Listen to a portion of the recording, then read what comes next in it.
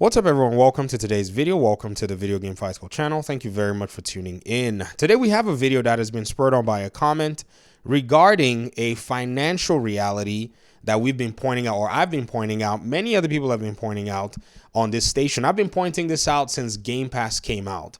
That Gamepass is the highest value you can get for your money when it comes to participating in any of the services, software or hardware provided by any of the publishers, developers, and even hardware makers.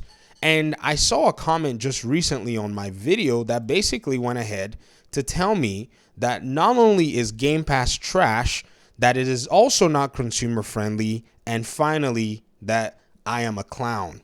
Now, the Abbey of the Everyman, this is the name of the person who put this comment. We have to look at the evidence in order for them to see if you're actually correct. If I'm a clown, which I might be, I don't know. Am I? I mean, you guys have seen my face on cam. Those of you who have, I mean, give me some feedback if you saw any clown makeup on there, and if it's not consumer friendly. So how we'll judge consumer friendliness in this regard is based on what the value has been. So Hazardor Gaming here posted this article from trueachievements.com and puts in perspective the numbers. So Xbox Game Pass has added nearly $9,000 worth of games in 2023. I think this is consumer friendly when you give me $9,000 worth of software to be able to have access to. I'm not saying you're giving it to me to own. I know some of you are going to come in here with your real estate licenses telling me that it is renting of games. I get you, even though the games you buy are just them granting you a license as well. Yeah, spare me that, right? And at the same time, you're giving me $9,000 worth of it access for about $200 in terms of my payments. I think that's actually a very good deal. If we run the math, it is a great mathematical deal, a great financial deal, and a great realistic deal out there. The numbers in the US are about 8,763. In the UK, about 7,000. If you're in Canada and your wallet has been on fire based on the cost of games there, it would have given you about $11,000 of access to video games.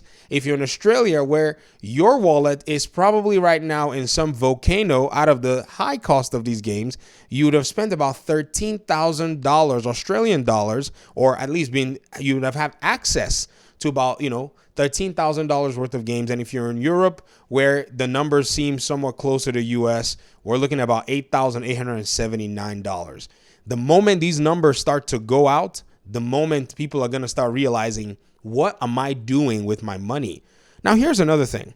On the Video Game Fight School channel, I'm pro go do whatever you want to do with your money. If you want to light it on fire, if you feel like, Game Pass is not worth your time, because as many people have said, there are a lot of old games on there. I don't know why they say that, even though there are a bunch of new games on there as well, too. But, this year alone, there were about $500 worth of new games on Game Pass. But I keep seeing people saying, well, there's a lot of old games on there. What's on PS Plus, the alternative? Tell me what's on there. Give me a comparison that will compel me to say, okay, PS Plus is a better subscription. Nothing. I know you're going to tell me Uncharted 4 is, on PS Plus. But Uncharted 4, we all have Uncharted 4. Do you know how many copies of Uncharted 4 I have? Do you know how many copies of, The Last of Us we have at this point? I mean, how many have they made for us? They've made The Last of Us and remastered, and then making another remastered, and then there's Horizon. You know how many copies of Horizon I got? You know how many copies of God of War I have? I'm still looking at buying the new God of War that's coming out on Good Old Games pretty soon. I don't know if you guys have seen that. GOG is getting another God of War, but that's a sidetrack. However, let us see if this comment actually has any substance in it, like Game Pass is trash.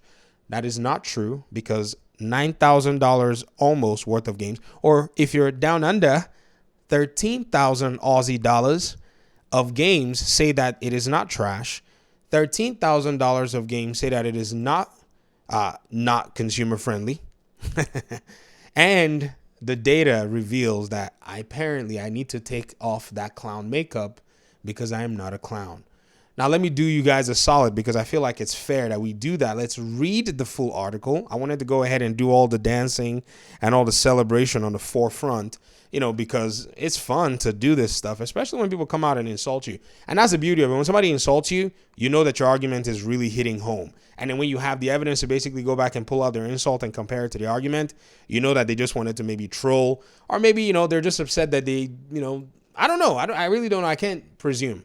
Anyways, Ian Stokes writes this. Ian, if you're lying, but I will see how you got your data. Xbox Game Pass continues to be a fantastic deal for Xbox users. Not my words, guys. Ian, another clown, maybe. We checked out how much every game added to the service in 2023 would have cost us to buy, and it's a lot more than we paid.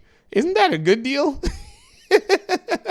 2023 has been a year for Xbox as the company has finally started to see fruits of all those studio acquisitions over the past few years. Ladies and gentlemen, it is you guys that have started to see the fruits of the acquisitions. They had already been making these strategic buys with this in mind. You and your very, I would say, impatient pants were the ones that were always yelling, Xbox has no games. Their studios aren't bringing out quality. Like, you can just cough out a game and, because you're Xbox or because you're Rockstar. And what's funny is all these people that were yelling at Xbox, they waited like 10 years for Rockstar to announce the next game coming out next 2 years. Gamers, my head hurts some days. Anyways, and nowhere has that been more obvious than Xbox Game Pass, the gaming subscription service and the crown jewel in Microsoft's gaming portfolio.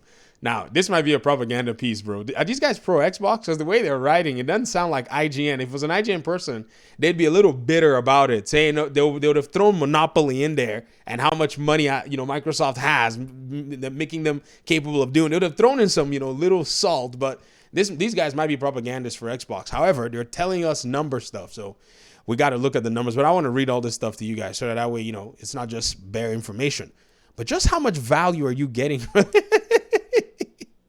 I can't do this with a straight face with the service. After all, the prices went up in August, and Phil Spencer has warned that future price increases are inevitable. I think with the Activision drop on there, the price is going to go up. It's right now sitting at $16.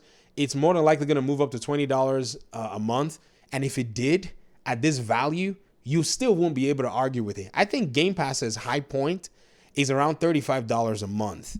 Now, it sounds crazy, but if you look at, say, other software subscription services that are out there that are doing some $60 a month services like Midjourney for their mid-tier, you'll know that Game Pass is cheap. For you to be able to get an AI bot that would generate pictures, you're going to pay $60. Yet you have a library of 9,000 games, $9,000 worth of games that were added for you, and you can't pay $35 for it. I'm just saying that comparison is what we'll do later on. However, if the value does not match, I'm leaving Game Pass immediately. I have no obligation to stay here, and that's none of my business what they want to do with it. Well, we did the math, and the value proposition is still looking pretty rosy as we move into 2024. According to our data, the total value of the games that were added to Game Pass at their full price in 2023 stands at broom. The big hitters from Microsoft included Starfield, Forza, Motorsports, Hi-Fi Rush, and Redfall. Alongside them, we had some massive third-party games joining the service, like Dragon Gaiden, the man who erased his name, Atomic Heart, Dead Space, Remnant 2 were all big hitters that we're thrilled to see turn up the service. Okay, yeah. That's basically it. It was a lot of money. We were also spoiled for choice with excellent indie games too. Puzzling delights of Cocoon to the emotionally charged cooking escapades of Venba. It's been a phenomenal year to be playing games on Xbox. Yeah, these guys are pro Xbox. I'd keep going, but the reality is right here in front of us. So whenever you see people tell you that Xbox is this and Xbox is that, you just have to laugh. And behold, we're going to see the inevitable comment. I waited before I said this. That way we hide it at the end of the video. We're going to see the comment that says, is Xbox Game Pass sustainable? Ladies and gentlemen, what does the consumer care about the sustainability of a company when the consumer is benefiting? It's not my company. I'm the customer. If they want my money, they have to do what is necessary to get my money. Now, if they end up going bankrupt because of Game Pass, at that point we'll say, well, you shouldn't have done it. But we've benefited because we didn't have to spend $9,000, even though many of us aren't going to play $9,000 worth of games. But we did not spend hundreds of dollars. Every given year we were subscribed, we were able to get our value for our money. It's like Amazon Prime.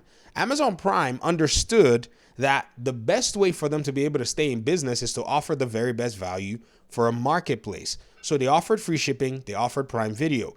with the free shipping, they paired it with a Prime Video, basically making you a default enjoyer of, their services that they wanted to give. And now everybody is tagging along trying to get Amazon Prime's subscriber base. You see Stars, HBO Max, Acorn TV. Everybody wants you to subscribe to their service, and they're begging to get into Amazon's ecosystem because they understand that Amazon provided value to grow its customer base so big that it can support, for the most part, a lot of its projects. Xbox's Game Pass understands this. You will give value, you will eat a loss. Yes, somebody has to eat the loss. Right now with Amazon, it's USPS that's eating the loss because they barely pay USPS anything. They've just been able to sign government contracts to keep the money flowing. Now, it's not necessarily a loss for USPS. It might be. It's probably, maybe I would say, a small margin in terms of profit so that everybody's happy, right? But at the end of the day, that's what value to the consumer can actually look like.